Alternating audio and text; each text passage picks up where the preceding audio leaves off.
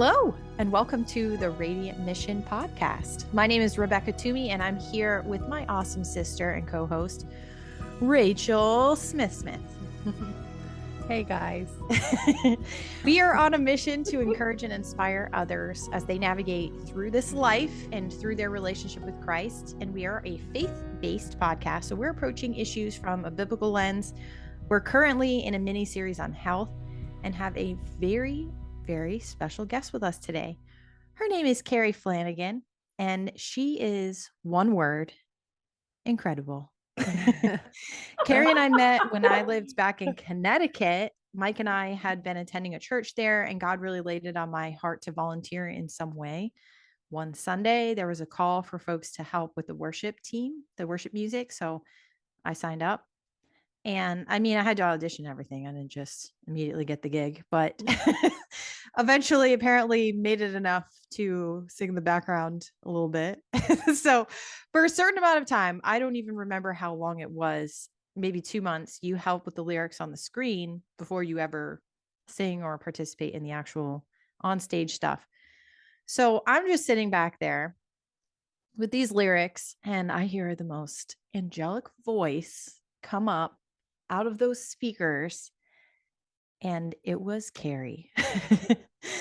Listening to your beautiful voice was basically my favorite thing ever, Carrie. So I always looked forward to when I would see you walk in with your guitar. I knew it was going to be a good day.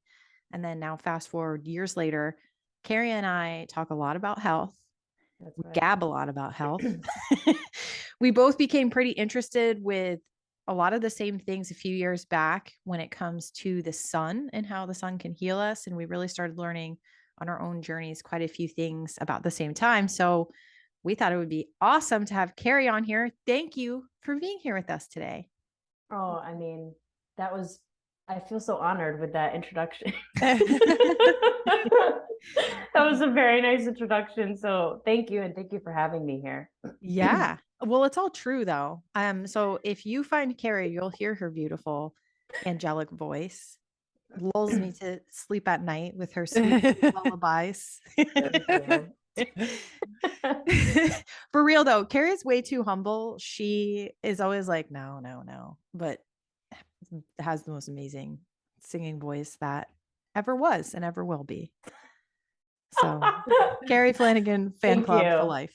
Thank you. It's nice to know I have one. You have me. One day when you're famous, we'll be like, wow, we had her on our podcast. That's true. Right. That's right. And I'll give you guys a shout out. If you still remember us then. Of course I will. Of course I will. You probably won't, but it's okay. No, I mean, Hollywood will get you. They'll MK Ultra you. I mean, you know what? People always think that they won't. And until they are. And then it's too late. Yep. Well, we'll just remember us. We'll remember you remembering us while we still have this opportunity. Now, Carrie, sounds like a good plan. Yeah. There are a lot of directions I know that we could go, and we probably will be going a lot of directions today. Mm-hmm. As most listeners probably realize, we have a good time together. But I really do want to rewind a couple of years, and I would love to hear, or if you wouldn't mind sharing more about your health journey, what sparked it, and a little bit about you. Who is Carrie? So that is a question I ask myself pretty much every minute of every day. So I think for me, my health journey, unfortunately or fortunately, however you want to look at it, has always been in and out of diet culture. Mm-hmm. And it wasn't until I had gone through a pretty rough patch in my life where I started to develop really bad histamine responses. And so what I mean by histamine responses is I would eat something and my throat would begin to close up. And it got to the point where I thought I was going to start needing, I think it's called like I don't want to say it the wrong way, but like the EpiPen. Yeah, an EpiPen. So epinephrine. Yeah. so it started to get pretty serious. What And things were you allergic to? It was a bunch of different random things, or was the same thing recurring, or you were still trying to figure that out? I was trying to figure it out, but it seemed as though every time I ate, I was having the response. So it wasn't even like I couldn't narrow it down to dairy or to gluten or to anything particular, as much as I just noticed every time I would consume food, my throat would get really tight. And that became pretty scary because Yeah, that sounds pretty troublesome. yeah. So I started to learn about the sun. And at the time, I was working with a mitochondria specialist, but I don't work with them anymore. I'm laughing a little bit because Carrie and I both, it's an Instagram person, and we're probably not going to say who they are. No. And she had some things that were very Yes. helpful for us at the time. Yes. But she kind of went into a very wild new age / matrix type of direction. Yeah. Like the Matrix, like I think okay, so I've thought really hard about this, and I've looked at it through all different types of angles. And the thing that I have realized is us as humans, we just want someone to say, if you do one and then you add one, you're going to get two. So just follow this formula. And if you follow this formula, you'll get all of your dreams will come true, and you'll lose the 50 pounds, and all of your symptoms will just disappear into the abyss. And the reality is, and the beauty is that our bodies are so intricately made and so individual to each person that, for me, context is everything. So just because something may work for me, it doesn't mean that it's going to work for you. However, what I can say is that I think that there's just way too much information out there, just in general. Like, for even if we were to throw out health and awareness and the sun, whatever, there's just such a massive, almost like gluttonous wealth of information now. So people have no ability to discern, okay, is this actually true, or is this valid? Will this work for me? I don't know, because I could go onto the NIH's website right now and find you peer-reviewed articles that tell you that the sky is green and have you believing it because you can find information for everything. I know what you're saying. There was a reel the other day. I shared it with Rachel. I don't know if I might have sent it to you too, Carrie, that it was about how everything that is healthy, then something comes out that's like, nope, wait a second.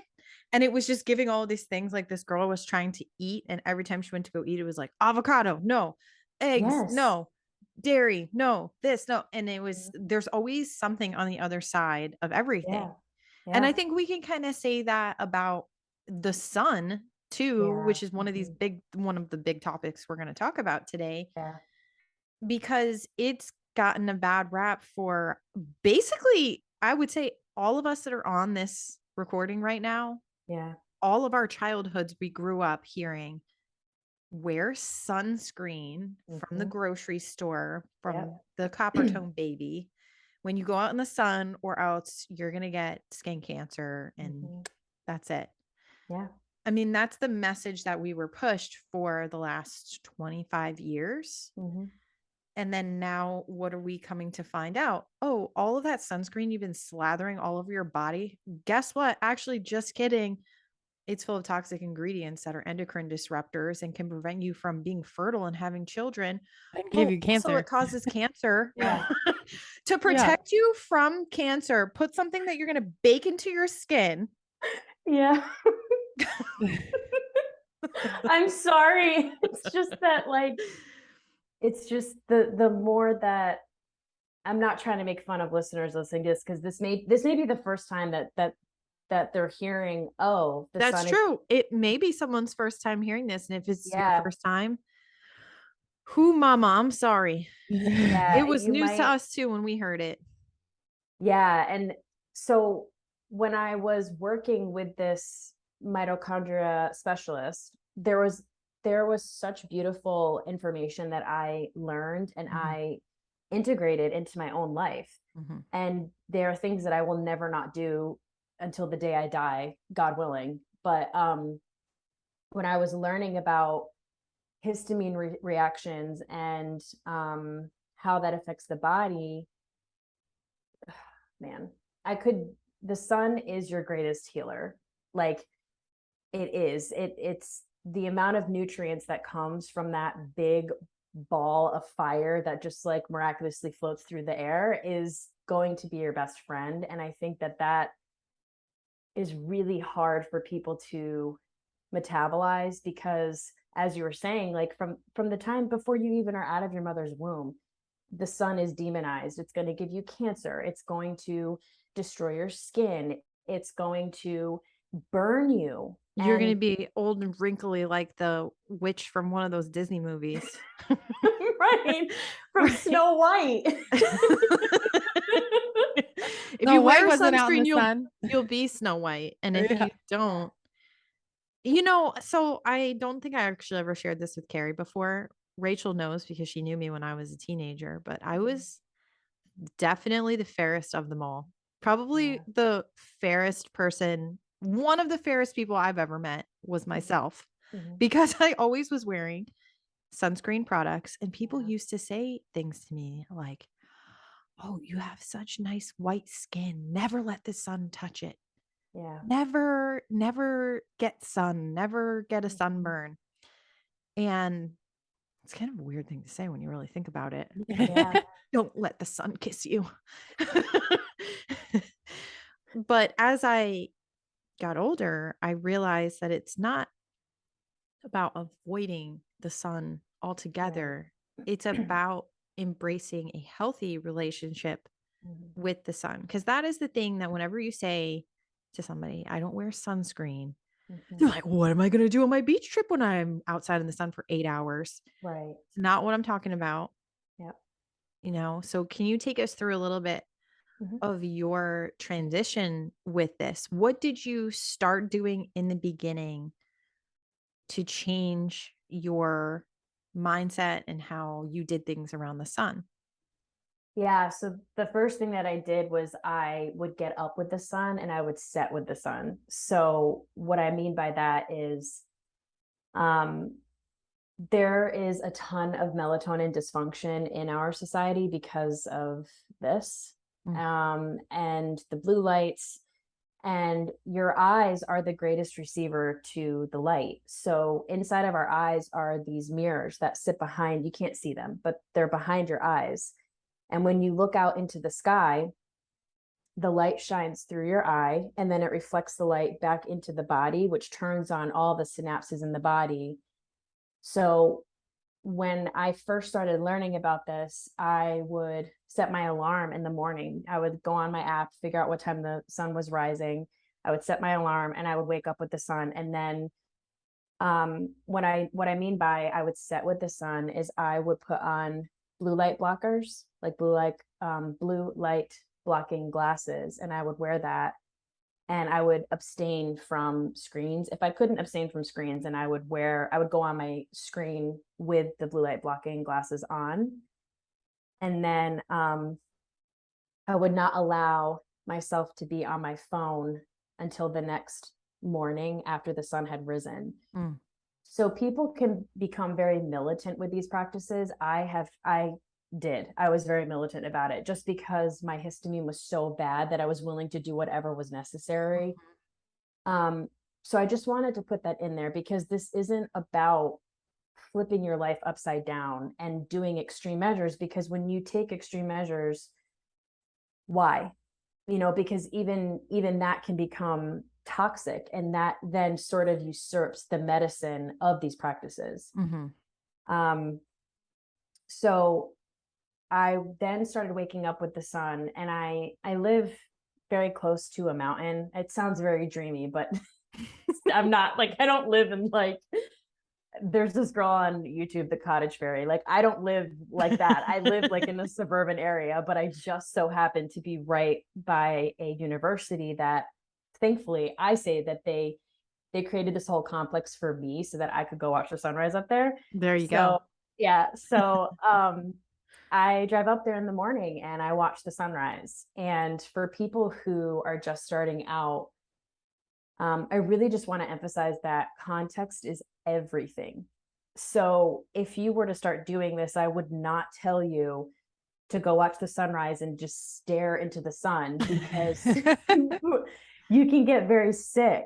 So because there's so much nutrients in the morning rays, that's why even if you can't, let's say you can't go and to a mountain like I can, and you can't do that. So what I would say to do is just crack open your window just a little bit and let the light in, and don't have any glasses on, no sunglasses, no contact lenses, nothing, and just let the codes enter into your eyes, because we have all these mechanisms now, like these infrared lights, and you get that naturally in the sun in the morning. Like that's what that is. It's all infrared lighting.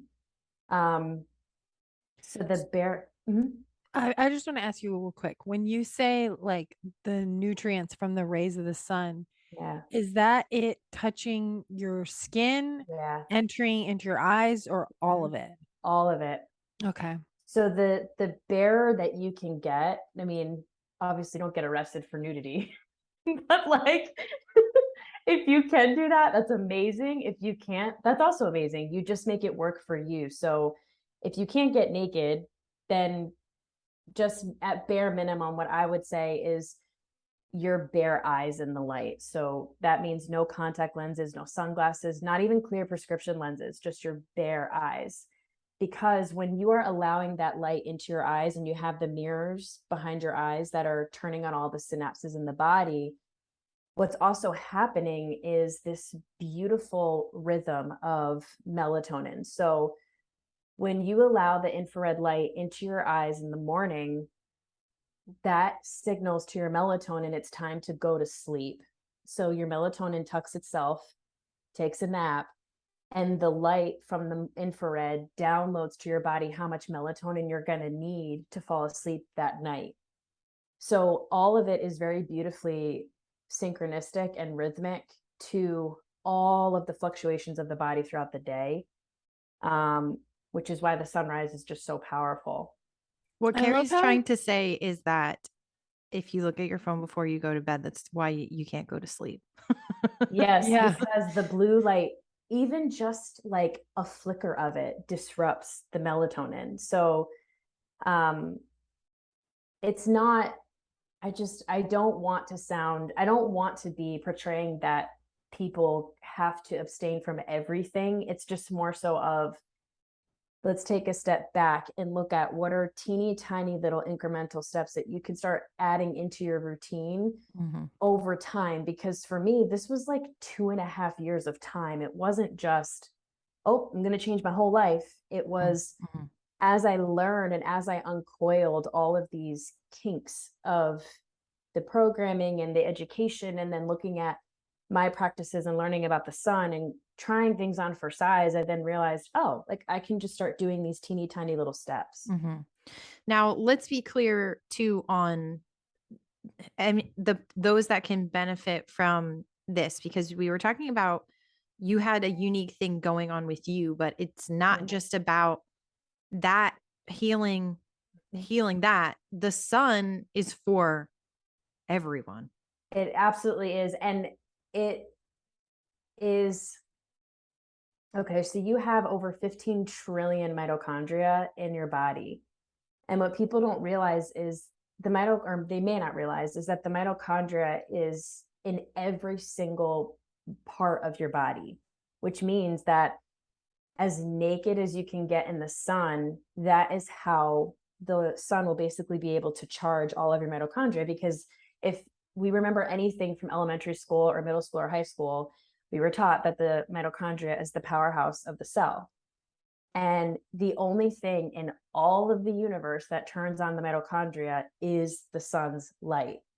So I like how this picture that you're painting in my mind anyway is like, we're all computers and the sun is our charging station. Absolutely. And it's like our society kind of going back to what we were talking about a few minutes ago about how the sun has been perceived in our lifetime, our society has come to this place of technology being so advanced that we have lost some of this ancient wisdom about our bodies. Because what I also hear in what you're describing is things that people for thousands and thousands of years knew as important. Like ancient cultures worshiped the sun for a reason. They saw it as their source of life that sustained them. And now, for some reason, our culture has like pendulum swung in the opposite direction, demonizing the sun. And that we need technology outside of our bodies when we are the most advanced technology. That's right. It's just we're, biologic. Yeah. I did want to take a second with all that you're describing and kind of getting into like the nitty gritty of the science of this stuff. Would you mind for a moment sharing like your scientific background? Because I think that's important of like your education background and how you perceive these things. Yeah, I unconsciously actually didn't even mention it. I mean, if you don't want to, you don't have to. It's fine. It's fine. It's just that there's several things that have gone on the past 2.5 years that make me have to identify with a certain group of people. It just kind of makes me shy away from. Anyway, I have my bachelor's and I have my master's in public health. So there was, ironically enough, we didn't get this education in my undergrad or graduate school. We were just taught that we weren't taught anything about anything at all. I mean, were you even taught that the mitochondria? Were you even taught that the mitochondria was the powerhouse of the cell? I learned that in middle school biology, but they failed to teach me that in graduate and in undergrad school. Wow. I think that we could have an episode about Carrie's experience in her study of public health, right? Yeah. I mean, it led you to run very far away from that. Very far. Never looked back. never looked back. I will say that I guess if there is some sort of silver lining, the one thing that public health did teach me to do is question everything. Question everything. Because what is one of the biggest things that you learned, Carrie, that all of these studies that they do are 100% factual and true, and that no information could ever be wrong? No, and I can actually say that I'll say this, just this little story from graduate school. So every single public health program for graduate school is different. Some are very deep in research, or they're more so in application or field studies. My graduate program was very heavily focused on research. And I remember when I was in the midst of doing my thesis paper. So from the very first day that you start that graduate program, everything is leading up to the thesis. And it's like it's a huge deal. You have to get it passed by this thing called the IRB, which is the International Research Board. Like you can't just write up a study and publish it, because what you're writing up will then go into a database that somebody else will add research to. So you really have to make sure you're doing service to the public when you're doing it. So I remember I went into one of my professors' office and I said to them, what happens if my research participants don't answer my research questions? This was like that moment in the movies where like the camera shifts and it just zooms in on the main character and everything is just like blown to pieces. That was this moment for me, because without missing a single beat, this person proceeded to tell me, quote, "You just changed their answers. You just changed their answers." And I was like, wait, what? So you're telling me that if my research participants do not answer my research questions, I change their answers. Yeah, you go to jail for that. Or at least you should, because that's manipulation of the public's health. Like so for me, that was the day that public health Come on, died. Carrie, haven't you read the book on Bill Gates' desk yet? How to lie with statistics? Come on. I know. It's not a very Christian thing to do, is it? No. And I was just so disturbed by that statement, because there was no thought when I asked it. It was just immediate. You just changed their answers. Yeah.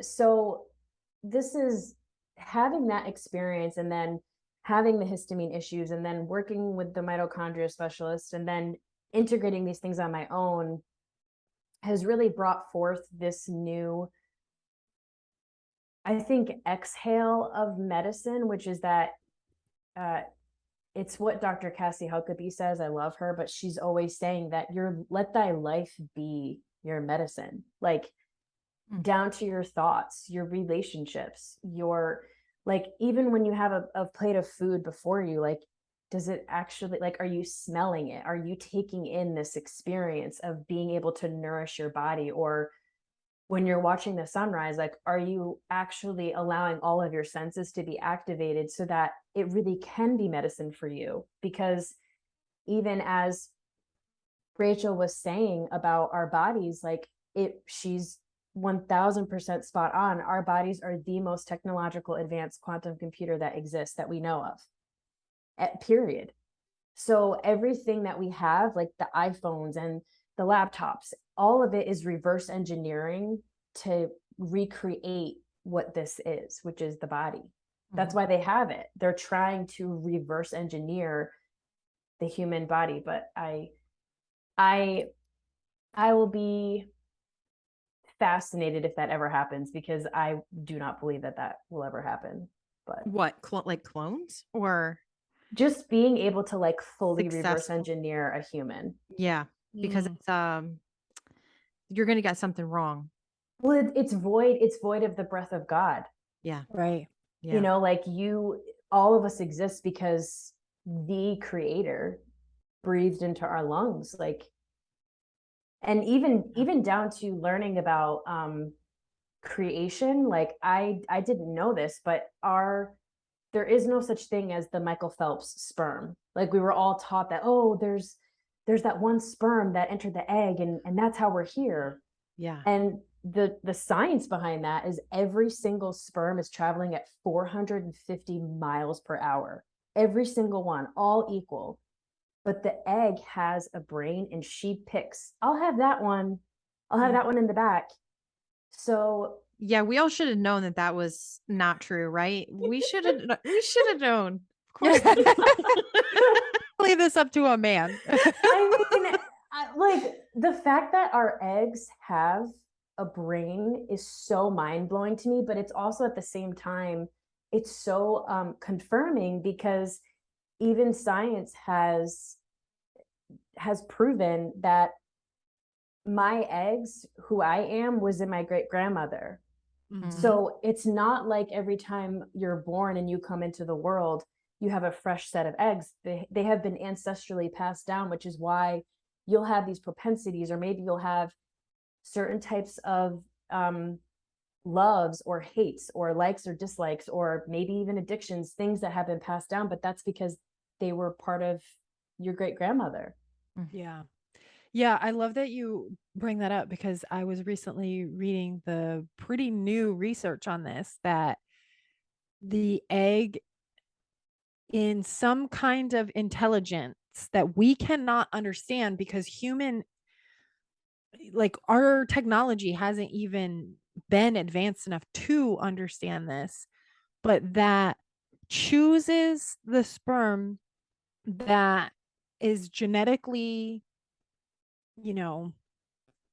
in line enough to create a healthy human. And while there is failures to that system, I think it can also be argued that could have to do with outside environmental factors, like all you've been alluding at with just the sun affecting our hormones, because melatonin is a hormone just as much as estrogen and progesterone and testosterone. Those are all hormones that play a role in the proper production of eggs and sperm and these functions of our body. So it's crazy how intricate our systems are, that God designed them in a way that is really beyond human conceptualization.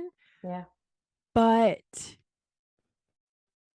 it also has this striving for survival, that we have created a society around us that is working against all of these functions in every way, every single day. And yet our bodies are trying so hard to still do the work for us. This is something I pointed out in the episode that Rebecca and I did on my health journey and the things that I learned. It took me back to paring my diet down to literally what people were eating thousands of years ago, and that's meat, vegetables, and fruit.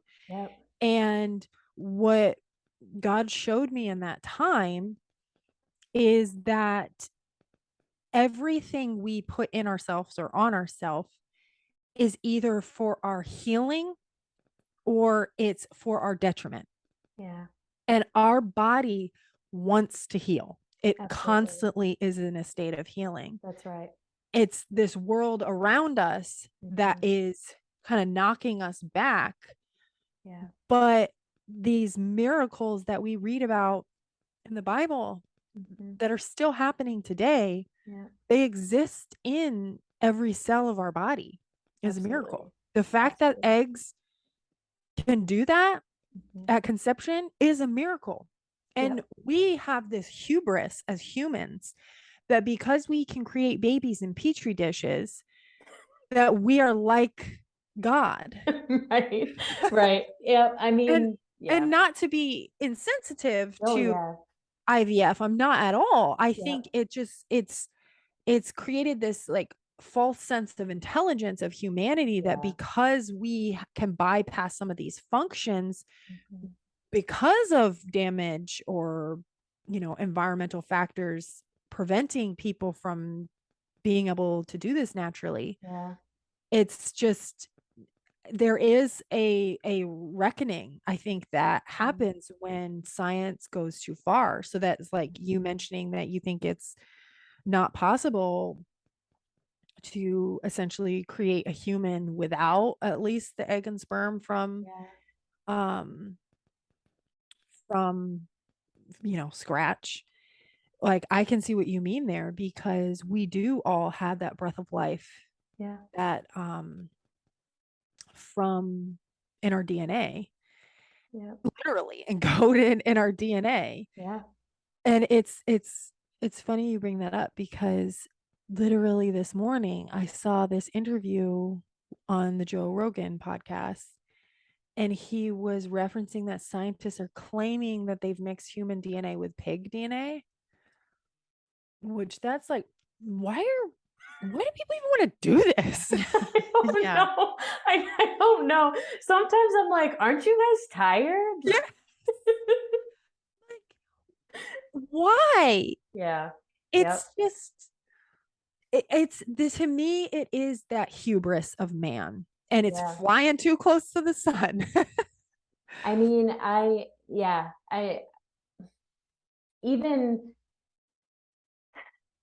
even when I was learning about the hospital, so I actually did learn this in my graduate schooling and in my undergrad, and it blew my mind, because people don't know the origins of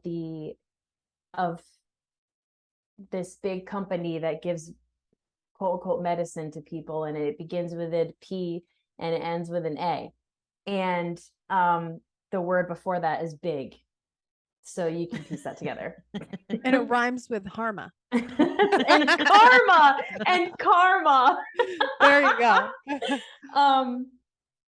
So I was learning about the hospitalization of birth, and you want to talk about disturbing and just an assault on humanity. That'll do it. That blew my mind, and I just couldn't believe what I was learning about, and I couldn't believe the insane defilement of women and the most precious, most sacred, holiest of holies that occurs when a woman is giving birth to a baby. Like the fact that that was not protected, and just, it was so violating to learn about. I just thought, oh my gosh, like you wonder, again, ancestrally speaking, how that fear and that almost like inner warring in a woman's body when it comes to conception, when it comes to delivering their baby, why there are so many difficulties. And to say that that still isn't having long lasting effects, I think does a disservice to gestational health and just babies in general. But when I was learning about the sun, and when you look at it from a quantum, when you look at, if we're going on the basis or the perception that the body is the most technologically advanced quantum computer, you're right. And that the only thing that can turn it on and charge all of those batteries, which is your mitochondria, is the sun's rays. So when you're putting something on like SPF, and I really want to preface context here, because I am not in any way, shape, or form saying that people should just go and lay out for 5 hours and burn and get third-degree burns, because exactly. You can't do that. It's important to make that clear. I agree. Yes. Because I've got it premised the same way. That's not what we're talking about. Absolutely not. No. And again, like for me, this has been 2.5 years of integration. It's not like I just did this overnight. So if somebody is listening to this podcast and they want to watch the sunrise, I would say by all means have at it. However, do not look at the sun. Look to like the left of the sun or to the right of the sun, but please do not look directly at it, because that's not going to be a fun time. And like you have to, I don't know, I look at the sun all the time. It's fine. Nothing wrong with me. You're like, I look at the sun all the time and I'm crying, but I'm fine. I'm fine. My eyes are shut, but I'm fine. It's funny that you say this, because as I started learning more about the sun, and I'm definitely not as far along as you are in your healthy sun relationship. But this is always how it starts with me, as I start saying to my husband things like, sunscreen's actually not good for you. And then he's like, oh, here we go. Because it's always something with me. And here we go again. Yeah, here we go again. We had the opportunity to have like a day date, and we decided, this was, I think, this past spring, and we decided to go to this resort pool, like a pool pass for the day. Yeah. And we actually didn't have any sunscreen. We were just out. And I was like, it's okay, we don't need it. And he's like, I'm like, because the sun is good for us. And he's like, oh my gosh, we need some sunscreen. And I'm like, it's toxic. And neither of us put any on. And we were there like 4 hours, and he was so sunburned, and he's like, this is all your fault. And he's like, I'm never listening to you. And then a few weeks later, I'm like, so actually you're supposed to build up to that. Yeah, you are. Into that. It really is supposed to be like 15-minute increments. Yes. And you actually, it's better to like shield yourself. Yep. And also there's another whole element of your diet should be clean and free of seed oils, and you should have enough vitamin A. Like there's a whole synchronicity to safe sun exposure without sunscreen that should be researched before just waltzing to a pool for 4 hours. Well, what people don't realize is that so when you're burning in the sun, that's actually a histamine response. Oh, really? So your body is going through a histamine reaction to the light. Because you think about it, like, I guess the best way to conceptualize it is think of your mitochondria as somebody who's weight training. If you were weight training for a competition, you wouldn't, I hope not. I hope you wouldn't just go into a gym and like deadlift 200 pounds because you would die. You probably right? rip your hamstrings apart. You would be in really poor shape. So that's sort of how you have to look at it with the mitochondria and the relationship to the sun. So you can't just put your mitochondria out into the sun and expect the mitochondria to be able to digest and metabolize all of that light at once. It's slow incremental steps. And I swear by this app called D-Minder. So the word D-Minder, and that when you type in and you give it the information, it will spit out to you the healthy amount of time. And I followed this for a pretty long time when I was first starting out. I don't need to follow it anymore because I know like I can sense when my body's getting too much. So I'll just go into the shade and let myself cool off. Just to be clear on this app, what it's doing is it is locating where you are and telling you when you are going to get sun in your area for how long, to just kind of give you an idea of when you can get your healthy vitamin D and when there's not going to be any vitamin D. Because that's the other thing, is sometimes you're not getting certain things from the sun, like if it's too late in the day. So it depends on what your purpose is. It does. It definitely does. And that, to me, I feel is the safest way to go about not burning and not getting the histamine reaction. So even when I have found, like, let's say, for example, I was out in the sun for too long, I would go and just spritz cold water on my body and it will eradicate the sunburn. Like the redness will actually go away because I've cooled down my body. So there's also things like, I'm a really big advocate for no sunglasses at all. So even if because remember that your eyes are the greatest receiver to the light. So if you put something over your eyes that's shading the light from getting in, it's going to exacerbate a histamine reaction when you're out in the sun's rays. So if you want to not have all of that light on you, then by all means put on a hat. But if you can abstain from wearing the sunglasses, I'm really big on no sunglasses. You think about it though, it makes sense. If you have something that is protecting your eyes from the true rays of the sun and making it think that it's shady, your body is not going to accept sun the same way. It thinks that it's shady, and so it's getting all of the sun at the wrong time. It's I gave up sunglasses a long time ago, and it's been a little work to get Mike on board because his nickname is Mikey with the glasses. Yeah, it really so is. How is Mikey with the glasses gonna not have his part glasses? of his personality? Sunglasses. It's part of it's part of who he is. But over time, like when we did 75 hard was really when I got the most sun consistently because we were going outside every single day. I was so tan, you know this, right? I was more tan than I've ever been in my entire life, and I never burned. And he stopped wearing sunglasses after maybe a couple of weeks. In the beginning, he would put them on, like, don't wear your sunglasses, because he was getting sunburned. I wasn't getting burned. He was getting burned, and we were walking together. He's like, I don't understand why I'm getting a sunburn. I'm Italian. I get tan and you don't. And that was when we realized, well, you're wearing sunglasses and I'm not. It's funny you say that, because the next thing that I brought to my husband that he's like, here we go again. Here we go again. After this the sunscreen thing in the spring, in the summer, it was like, you got to stop wearing sunglasses. And we went to Florida. I was there for 2 weeks. He was just there for like a week.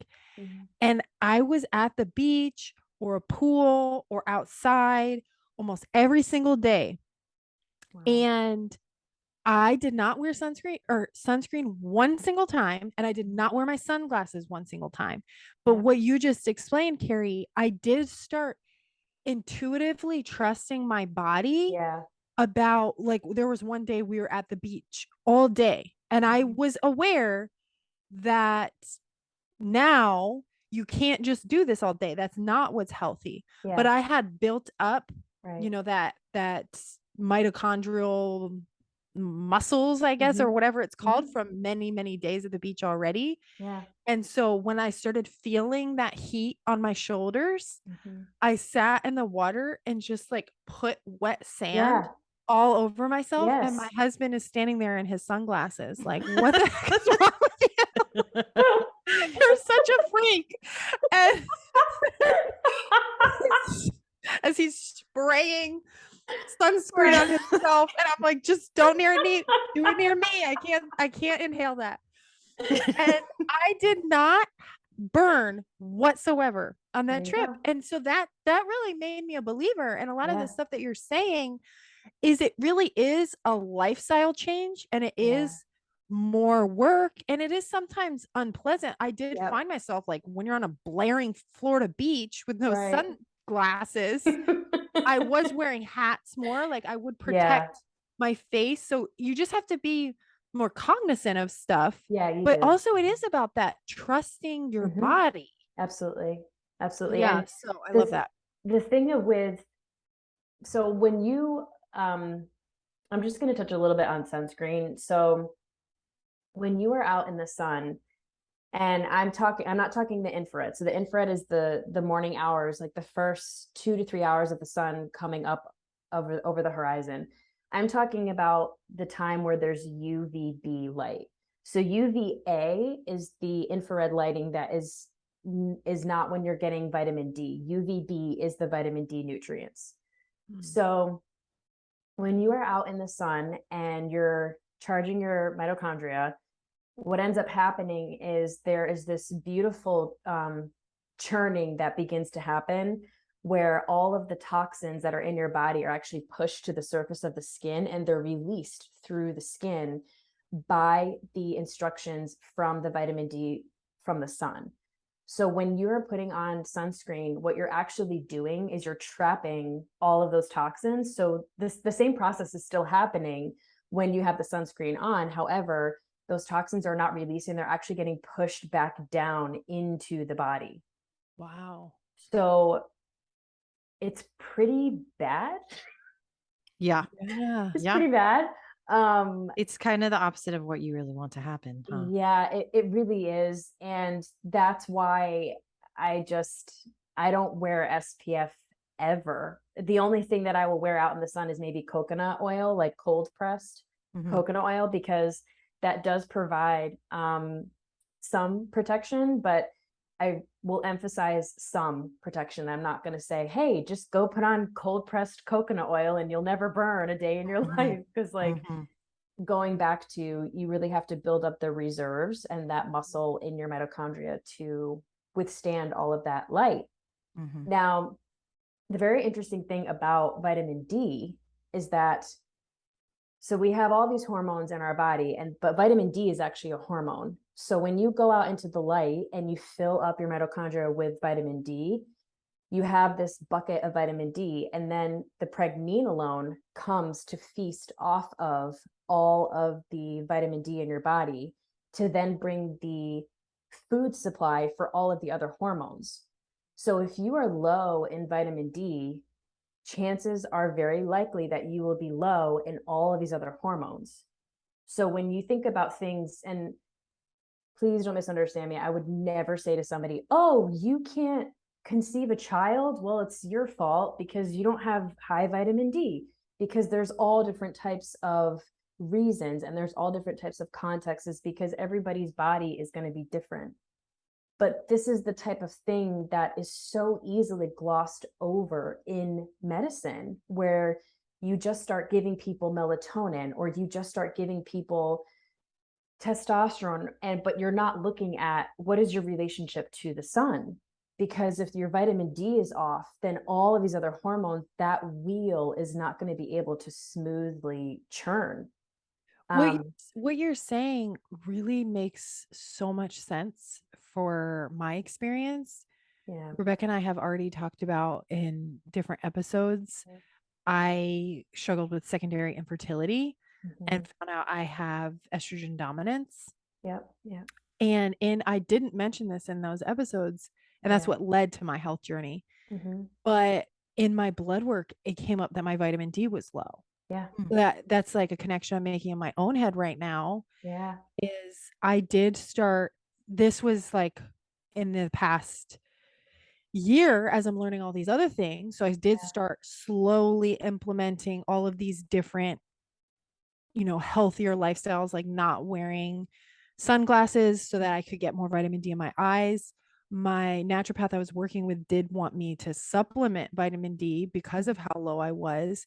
But I was thinking in my mind, I also want to get it from the tap. I want the real thing. Right. But what's interesting that I just mentioned this Florida trip Mm-hmm. is I got pregnant the month I got back from Florida, and I was getting so much more sun than I had in a year while I was in Florida.